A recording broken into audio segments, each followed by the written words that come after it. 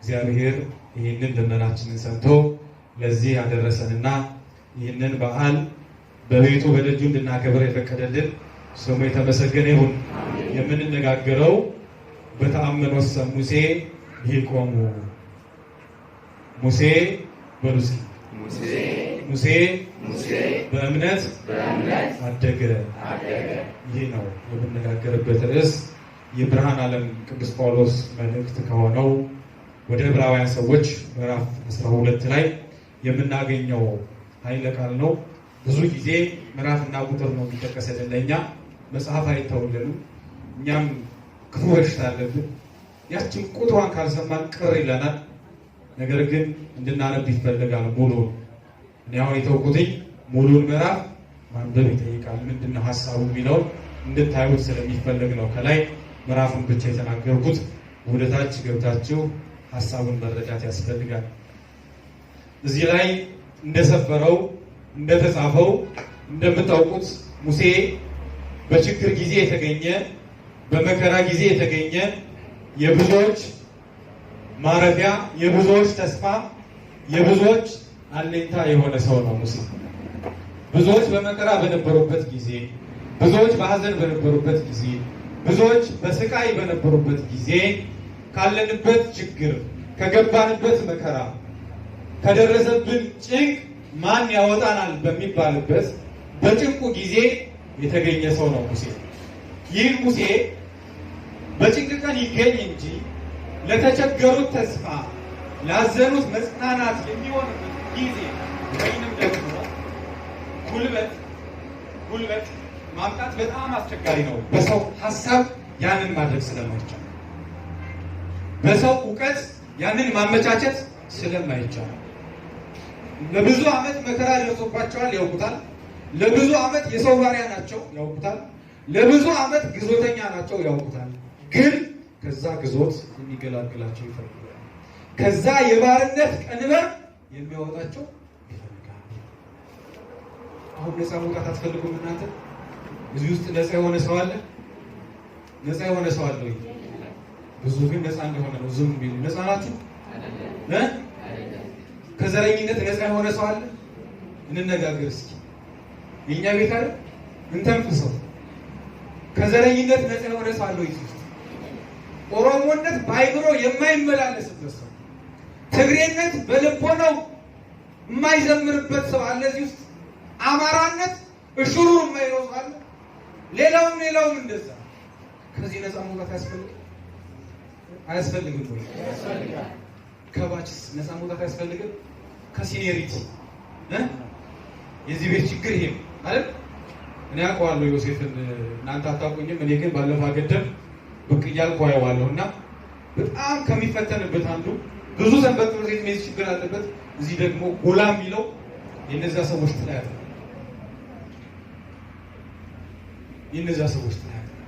ከዚህ ነፃ መውጣት ያስፈልጋል። በእውነት ነፃ እንድንወጣ አምላካችን እግዚአብሔር ያድለን። እነዛ አባቶቻችን አያቶቻችን ነፃ የሚያወጣቸው ይፈልጋሉ። ግዞተኛ መሆናቸውን ይረዳሉ። አገራቸው እንዳልሆነ፣ ያሉበት ከተማ የነሱ እንዳልሆነ፣ የሚበሉት ምግብ የነሱ እንዳልሆነ፣ በሰውነታቸው እንደማይዋሃድ፣ የሚለብሱት ልብስ እንደማያምርባቸው የነሱ እንዳልሆነ ያውቃሉ። የምንለብሰው ልብስ የኛ ይሁን፣ ዛሬ የምንዘምራቸው መዝሙሮች፣ ቤታችን የሰቀልናቸው ስዕሎች፣ ቤታችን የደረደርናቸው መጽሐፎች፣ በየስልኮቻችን ላይ የጫልናቸው አሽንክታዎች የኛ ናቸው? አይደሉም። እነዚህ አባቶች ይህን ያውቃሉ። ከዛ ግን የሚገላግላቸው ነው የሚፈልጉት። አውጥቶ ባህር ከፍሎ የሚያሻግራቸው፣ እውነተኛውን የእነሱን ልብስ የሚያለብስ፣ እውነተኛውን የእነሱን ዝማሬ የሚያዘምራቸው ሰው ይፈልጋል። በዚህ ሰዓት ነው ሙሴ ከንጉሥ ቤት ኮብልሎ ከተከበረ፣ ከሞቀ፣ ከደመቀ፣ ከሚያምር፣ እንክብካቤ ከበዛበት፣ ዝማሬ ከበዛበት፣ ዘፈን ከበዛበት፣ እልልታ ከበዛበት ከንጉሥ ቤት ይሄ ኃላፊ ጠፊ የሚታይ የሚዳሰስ ነገር አይጠቅምም፣ አያዋጣም። የሚያዋጣው የሚጠቅመው የሚያድነው ከድሃው ከእግዚአብሔር ጋር መዛመድ ነው። ከድሃው ከማን? ከእግዚአብሔር ጋር በመሬት ሊመች ይችላል አይደል? ምቾት አይደል ሃይማኖት የሚያስቀየው? ምቾት እኮ ገንዘብ ነው ሃይማኖት የሚያስቀየው። ሌላ ምንም ፍልስፍና የለም። ምንም አታምኑት ነው። አምጡ እስኪ ሃይማኖት የሚያስቀይር ጉዳይ በመሬት ላይ ይሄ ስለሆነ ነው ሃይማኖቴን የምቀይርበት ምክንያት የሚል ሰው የለም።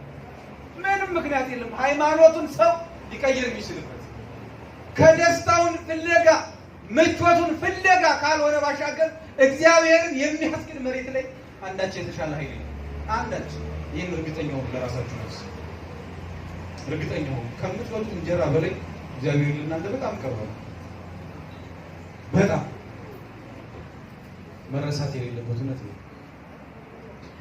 ከዚህ ነው ሙሴ እንግዲህ መነጠል የፈለገው መውጣት የፈለገው ሙሴ ከዚህ ከተከበረ የላመ የጣመ የሞቀ የደመቀ እልልታ ካለበት ከንጉሥ ቤት ነው።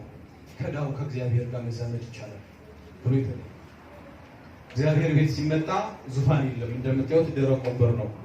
እግዚአብሔር ቤት ሲመጣ እንደምታዩት መላእክት ወርደው ወንበር አይደረድሩ፣ ደርድረህ ነው የምትቀመጠው። እግዚአብሔር ቤት ሲመጣ ራስህን ነው የምታስተናግደው። አስተናጋጅ የለም። እዛ ሊነጠፍልህ ይችላል። እዛ እንክብካቤ ሊበዛ ይችላል። እዚህ ግን እንደዛ የለም። እዛ የምትበላው የምትፈልገውን አይነት ምግብ ሊቀርብ ይችላል። እግዚአብሔር ቤት ግን ስትመጣ በመብላት ጽድቅ የለም። ስጋህን አስታክሰው ለነፍስህ እድል ፈንታ ጊዜ ስጥ ይላል እግዚአብሔር።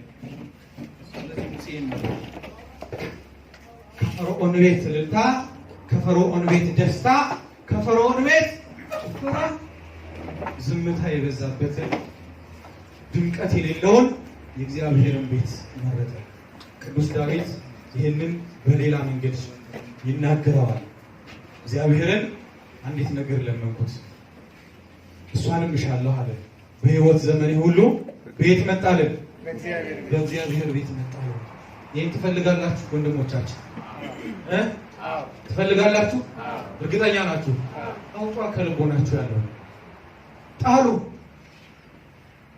እናንተ ልቦናችሁ ውስጥ አስቀምጣችሁ እግዚአብሔር የት ይግባ? ኖ ስፔስ። ስልካችሁ ሚሞሪ ሲሞላ ምንድን ነው ምን የሚለው? ኖ ስፔስ አይደል? ወይም ደግሞ በቂ ቦታ የለም ነው የሚለው አይደል? ለእግዚአብሔር የሚሆን የተመቻቸ ነገር ሳይኖር እንዴት እግዚአብሔር ይፈልጋል? እንዴት መነጠል ይቻላል? እንዴት ለእግዚአብሔር ራሳችን እንዳስተካከል እንለይ፣ ውስጣችን ያለውን እናጽዳ። ዓመታት ያሻገርናቸው እንቶ ፈንቶችን እንተዋቸው። አንዳንድ ሰው አለ በጣም ዝም ብሎ የማይወልደው ልጅ አርግዞ 10-15 ዓመት የሚንከባል ቂም ይዞ ነገር ይዞ ውሸት ይዞ ሌብነት ይዞ እንዴ ኳዝር እንቶ እናራቅፈው ይውልቅ። ይሄ ልብስ ዛሬ ደህና ስለሆነ ለበስኩት፣ ከተቀደደስ ይጠቅማል አይጠቅምም? ከቆሸሸስ አይጠቅምም? ይቀየራል፣ ይጣላል፣ በዘመን ይገደባል። የሰው ልጅ እንደዛ በዘመን እንገደባለን። ያ ራሱ ወድቦ የሚገድበን ጊዜ ሳይመጣ እኛ መገደብ አለብን። በውስጣችን ያዝናቸው አሽክራዎች እናውጥ። እህቶቻችን ትልቁ የደብርና የሰንበት ትምህርት ቤት ፈተና የክብረ በዓል ክርስትና አይደል? የክብረ በዓል ክርስትና ይህ በጣም ብዙ ቦታ ላይ ችግር ነው። በጣም ጉባኤ ቤት ለዚህ በጣም ትልቅ ምስጋና ያላት ቤት ናት። አንገቱን ደፍቶ ሊቀ ሊቃውንት ቢሆን ይሄን ታውቃሉ። ከየት ሀገር በታች እዚህ ሰብሳቢው ከ5 ዓመት በኋላ ሲመጣ ወንበር ሊዘረጋለት ይፈልጋል። አይሆንም። ሰብሳቢ እንጂ አምላክ አይደለም። ከዚህ መነጠል ከዚህ መውጣት ይጠይቃል። እንደ ፈርዖን ሳይሆን እንደ ሙሴ ሆኖ መኖር ይጠይቃል። ከደመቀው ነገር ተለይቶ መውጣት። አንተን ቁጭ አድርገው ሰዎቹ ሄዱ። አንተ ግን አትቆርብም፣ አታስቀድስም። አንተ ግን ቤት ላይ የጸሎት ቤት የለም። ለልብሳችሁ ቁም ሳጥን የላችሁ? ከእግዚአብሔር ጋር የምትገናኙበት ቦታ አለ ቤት ውስጥ አለ? ፈትሹ ራሳችሁ። ለልብሳችን ለዚህ ለጨርቁ ተገንዘን ለምንሄድበት ጥለነው ለምንሄደው ቦታ ካለ ከእግዚአብሔር ጋር ለምንነጋገርበት እንዴት ቤታችን ውስጥ ቦታ ይቀራል? እንዴት? ለዚህ ነው ሙሴ ካደገበት ከኖረበት ከፈርዖን ቤት ተነጥሎ የወጣው የማን ልጅ እንዳይባል የፈርዖን የልጅ ልጅ እንዳይባል። እኛ ምን እንመጣው? እኛ የተወለድነው ከክርስቶስ ነው አይገባም። ከክርስቶስ ነው አይገባም። ከጠፋንበት ፈልጎ ያገኘን አምላካችን በደሙ በወርቅ በብር በመዝሙር አይደለም የተገኘው፣ በመጽሐፍ አይደለም የተገኘው፣ በደም ነው። ይሄ መረሳት የለበትም። እንዴት ሰው ዓርብን የሚያስታውስ ሰው ክርስቶስ እንዴት ይክዳል? ዓርብን የሚያስታውስ ዓርብ ባይምሮ የሚመላለስበት ሰው እንዴት ከዓለም ጋር ተቀላቅሎ ይሄዳል? ለዚህ እኮ ነው ሙሴ የተለጠፈው። አምላኩን እያየ አባቱን እያየ ተለይቶ ይወጣል። በዚህ ዓለም ያለው ደስታ ሊመች ይችላል። እህቶቻቸው ብዙ ጫጫታ የበዛበት ዓለም ነው። ብዙ ደጋፊ ያለበት ዓለም ነው። ብዙ መዝሙር የበዛበት ዓለም ነው። ብዙ ዘፈን የበዛበት ዓለም ነው። ግን የሚጸድቀው በዚህ ሁሉ አይደለም፣ በመለየት በመውጣት ነው። የእግዚአብሔር ልጅ ለመባል ቆርጦ ተነጥሎ ተለይቶ ወደ እግዚአብሔር በመሰብሰብ በዓመት 3 ጊዜ በመምጣት ጽድቅ የለም። እንዳትረሱ። ዴዲኬትድ መሆን ይጠይቃል። እግዚአብሔር ባስቀመጠው ቦታ ላይ ካላገኘህ ዋጋ ይተላለፋል። አትርሳይ። እግዚአብሔር ባስቀመጣቸው ቦታ ላይ አግኝቷቸው ዋጋቸውን ከፍሏል። አባቶቻችን ባስቀመጣቸው በለመኑት በጠየቁት ቦታ ላይ ጸንተው በዓት አጽንተው በር ዘግተው ጸባጋንቱን ድምፀ አራዊቱን ታግሰው መከራውንም ስደቱንም ግርፋት መከራውንም ታግሰው ዋጋቸው ተከፍሏቸዋል። እናንተ ያለችን አንድ አማራጭ ይችላል። አንድ ተስፋችን መተንፈሻችን ማልቀሻችን ችግር እቺ የዘጋት ቀን ማልቀሻ አትርሳ። ይህችን ቤተክርስቲያን በአገልግሎት ዘግታት የሄድክ ቀን መንግስት ጋር ብታለቅስ መንግስት ጋር ይገዛል። አለቆች ጋር ብታለቅስ አለቆች ይወስዳሉ። እርሶ ቤተክርስቲያን መሸሸጊያ ማረፊያ አማናዊት ወደ ክርስቶስ የምታደርስ በመሬት ያለች በመሬት ለሰማያዊው አገልግሎት የምታስጀምር እዚህ የጀመርከው ነው ላይ የሚፈጸመው። እዚህ ያልተጀመረ ላይ አልካ ከየት ታመጣዋለህ? እዚህ ያልቆረበ ሰው እንዴት ባልቀኝ ይቀመጣል? እዚህ ያልቆረበ ሰው የለም፣ አፕሮቫል የለውም። እዚህ ነው መጀመሪያ። እዚህ ንስሐ ያልገባ ሰው እንዴት በላይ በሰማይ በቀኝ ይኖራል? የለም። በምድር ያሰራችሁት በሰማይ ምን ያለ ነው? እዚህ ያልተፈታ ላይ ቦታ የለም። እዚህ ከተወጠረበት መፈታት የማን ልጅ መባል ያስፈልጋል? የእግዚአብሔር ልጅ መባል ያስፈልጋል። የእግዚአብሔር ልጆች ለመባል እቺ የታሰረች ማተብ ወገን እንዳላት መርሳት የለበትም። 2-3 ፖይንቶች አሉ። የመጀመሪያው በሃይማኖት መሮጥ መረሳት የለበትም። ሰውነት አይደለም ይቀድም። ለኦርቶዶክሳውያን፣ ለአማኞች፣ ለክርስቲያኖች ሰውነት ሌላ ጉዳይ ነው።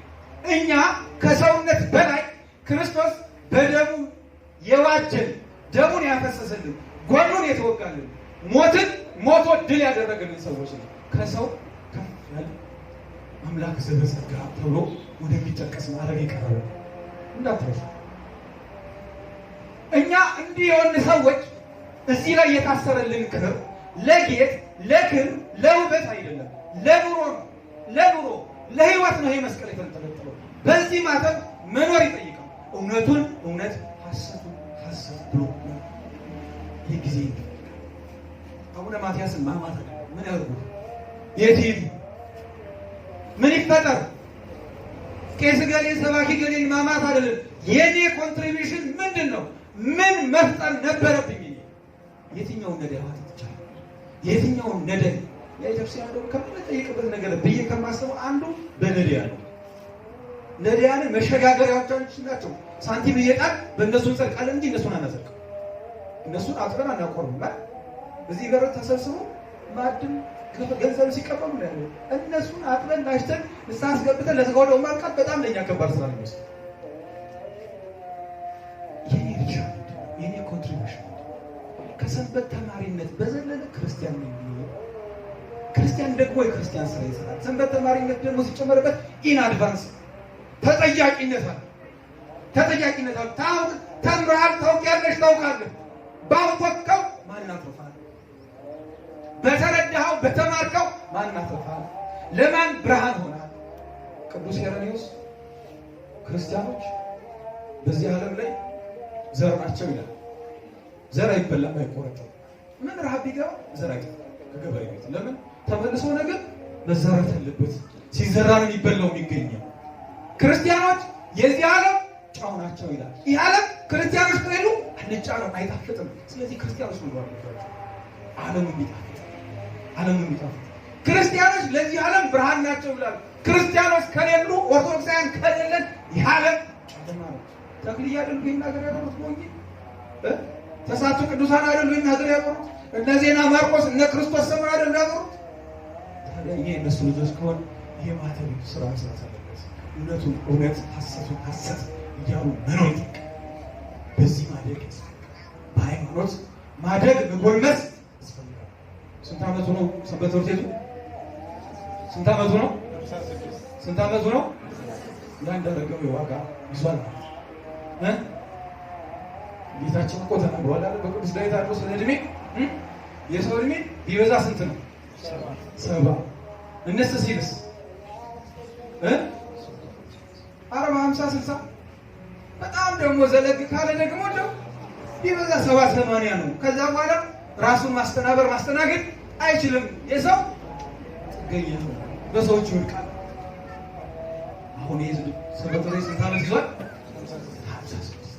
56 ዓመት ሙሉ በዚህ ቤት የኖረ ቃል እግዚአብሔር የሰማ ያገለገለ ልባሩ ያገለገለ የሰማ ያገዘ የለፋ የወጣ የወረደ የትርሱ በአባቱ በእግዚአብሔር ቀኝ ተቀምጧል። ከ56 ዓመት ደግሞ እኛ እድሜ ዘመን ጥሎን በ30 ዓመት ደርሰን አይተነዋል። በ30 ዓመት ውስጥ ደግሞ 20 ዓመት 10 ዓመት ደግሞ ከዛም ባነሰ ደግሞ የተመላለስናለን። ግን ፍሬ አፍርተናል። 56 ዓመት የኖረው ፍሬ አፍርቶ ይኖር ተሸኝቶ ሊሆን ይችላል፣ በመሬትም ሊኖር ይችላል። እዚህ ግቢ የዛሬ 56 ዓመት የተተከለ ዛፍ ዛሬ ለሰው ምን ይሆናል? ጥላ፣ ከበረሃ ያስጥላል፣ ከድካም ያሳርፋል። እኛስ የማን ሸክም አቀለለ? የማን ኑሮ እንቆቅልሽ ፈታ? አይዞሽ፣ ተጽናኝ፣ በርታ፣ በርቺ፣ በሃይማኖት ጎልምስ፣ ጠንክሪ፣ ጠንክር፣ እግዚአብሔር ጊዜ አለው፣ እግዚአብሔር ዘመን አለው፣ ያሳርፋል ብለን የማን ሸክም አራቀ? ሃይማኖት የተፈቀደች በማተም ኖሮ በሃይማኖት። ስለዚህ የምናድገው በሃይማኖት ነው። በጣም ምን ወሰኑ ሲሄዱ ሙሴ በእምነት አደገ። በሃይማኖት ማደግ ያስፈልጋል። ፌስቡክ ላይ በመጻፍ ለውጥ አይመጣም እንዳትረሳ። ፌስቡክ ላይ በመጻፍ እሪ በማለት በመጮህ ቲሸርት ለብሶ ባነር ይዞ በመውጣት የኢትዮጵያ ቤተክርስቲያን ትንሣኤ ማምጣት አይቻልም። በመኖር ነው፣ በመለመን ነው። እግዚአብሔር የመከራውን ቀን እንዲያሳጣ እግዚአብሔር ለእኛ ለልጆቹ እንዲለመንን እንዲሰማ ፊቱን ወደኛ በምህረት እንዲያይ ይጠይቃል። በዛ ነው ያ ደግሞ ማተብ ይፈልጋል። ሁለተኛው ይጠይቃል ስለሆነ ሁለተኛው በቤተክርስቲያን መኖር ነው። ሃይማኖተኛ ሰው የሚኖረው የት ነው? የት ነው የሚኖረው? ቤተክርስቲያን። ያበበ ያየለ የፓትርያርክ የጳጳስ የካህን የሰባኪ የዘማሪ ደቀ መዝሙር አይደለም። የማን ልጆች ነን? የማን ልጆች ነን? የእግዚአብሔር ልጅ እግዚአብሔርን ነው የሚሰማ። ወልወቱ ስምዕዎ ተብሏል አይደል? እርሱ ምን በሉት? ስሙት። እርሱም ደግሞ ብሏል የሚሰማ የሚኖር ምን ያደርጋል? በእርጋታ ይቀመጣል። ስሙት ተብሎ ተነግሮ እሱ ደግሞ የሚሰማኝ ቢኖር ከሸክሙ ያርፋል፣ ከድካሙ ያርፋል፣ ሸክሙ ይቀላል፣ ሐዘኑ ይጽናናል፣ ደስታ በሕይወቱ ይመጣል፣ ሰላማዊ የሆነ ነገር ይገጥመዋል። እሱ ተናግሯል። ታዲያ ሰላምን የማይፈልግ ሰው አትፈልጉም? ሰላም አትፈልጉም ወይ? የሚፈልግ ሰው ቤተክርስቲያን መገኘት አለበት። የክርስቲያኖች መኖሪያ፣ የክርስቲያኖች ማረፊያ፣ የክርስቲያኖች መገኛ ቤተክርስቲያን ናት። እኛ እግዚአብሔር ልጆች እንጂ የጳጳሳቱ፣ የካህናቱ፣ የሰባኪያኑ ደቀ መዛሙርት አይደለም ናችሁ። ጊዜው እንደዛ ነው አይደል? ብዙ ሰዎችን ይከተላልና የታሸቱ ምን ይላሉ? ወቀር ወተስ ሲጠጣ ቢያገኝ ይሄ እሸቱ ከጠጣ ብሎ ይጠጣል ይላል። ጊዜው ነው። ዛሬ እኔ እነዚህ አያችሁ፣ ነገ የሆነ ቦታ ላይ ወድቄ ብታዩኝ ድንጋይ ከምራችሁብኝ እንዳትሄዱ አለ ክርስቲያን። እንደዛ አደረገ። በወደቀ ላይ አይረባረብም ክርስቲያን። በወደቀ ላይ ለሌላው ተስፋ ለሌላው ብርሃን ይሆናል። በእኛ የተነሳ ሌሎች እንዲህ ነው። እኛ ተባብረን አገልግለን ነው ቤተክርስቲያን ማሻገር፣ ዘመኑን መቀየር። ከ4 ኪሎ ቤተ መንግስት መጥቶ የሚቀይር አትጠብቅ። ምን ትሰራለህ? ከወደ ሰፈር መጥተው እንዲታደጉ አትጠብቅ። ምን ትሰራለህ? አንተ ካልኖርክ እዚህ ቤት ይሄ ቤት የሌላ ሰው አትርሳ። አልነበረ በስንት መከራ በስንት ጉልበት የብዙ ሰዎች ህይወት ተከፍሎ ዛሬ እዚህ ጉባኤ ላይ አገልግሎት የሚካሄድ አትርሳ። ያንተ ኩዮች ዋጋ እንደከፈሉ እዚህ ቤት በማተባቸው በሃይማኖታቸው አንተን እዚህ ለማድረስ አንቺን እዚህ ለማድረስ ብዙዎች ዋጋ። የክርስቲያን መገኘው እግዚአብሔር ደጅ የእግዚአብሔር ቤት ነው። ጌታችን እኮ ሲሄድ ደቀ መዛሙርቱ ነግሯቸዋል። ሲያደርግ አንተ ሙሰ ንበሩ ውስጥ ሀገረ ኢየሩሳሌም ብሏቸዋል አላለም? ቤት ተገኙ፣ በኢየሩሳሌም ተገኙ። በኢየሩሳሌም በቤተ ክርስቲያን ያልተገኘ ዋጋው አይከፈልም። ጎበዝ ተማሪ በጣም አጥንቶ አዘይዶ ዘዴ ፈተና ላይ ከወደቀ ምን አጣ? ፈተና ላይ ከቀረ ምን አደረገው? እኛም እንደዛ እንዳልሆነ መተንከስ ነው። ዋጋ በሚከፈልበት ቀን ጊዜ ሰዓት ቤተክርስቲያን መገኘት ያስፈልጋል። ቤተክርስቲያን መገኘት ያስፈልጋል። የሰባኪ ደጋፊ የዘማሪ ደጋፊ እንተናን መልቀስ እንተናን መስደብ እግዚአብሔር ደጅ ያዘጋል እንጂ ያስከፍላል። ክርስትና በዛ ትልቁ የኛ ድክመት ኑሯችንን የሚያስተጓጉሉ አስራት እናወጣለን፣ መባ እንሰጣለን፣ እንመጸውታለን፣ ብዙ ነገር እናደርጋለን። ግን በር የሚያዘጋብን ይሄ እንሳደባለን፣ አንገኝም። ዛሬ አሁን ይሄ ጉባኤ እኮ በስንት ወር ልመና ነው የተገኘው? በስንት ሱባኤ፣ በስንት ጨቅጨቃ። እንዴት ሰው ለገዛ ነፍሱ ይለመናል?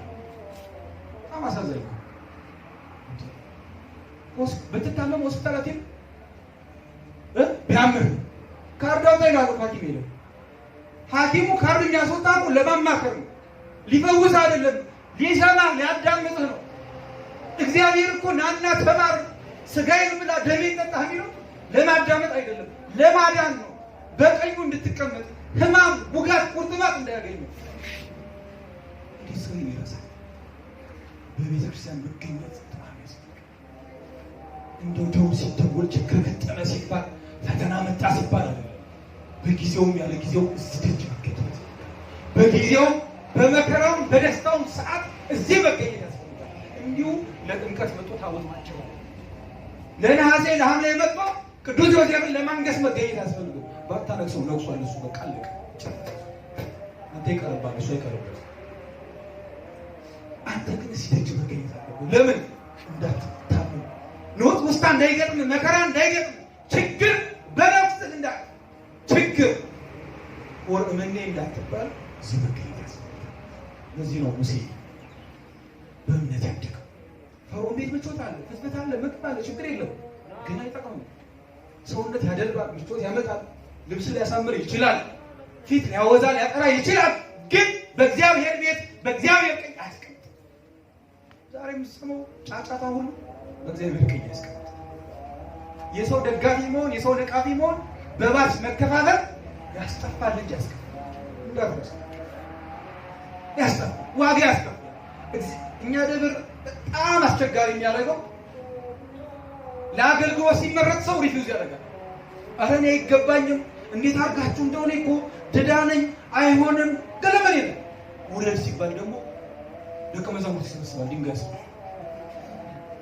አሁን ማይ ክርስትና እንደዚህ ነው። እሺ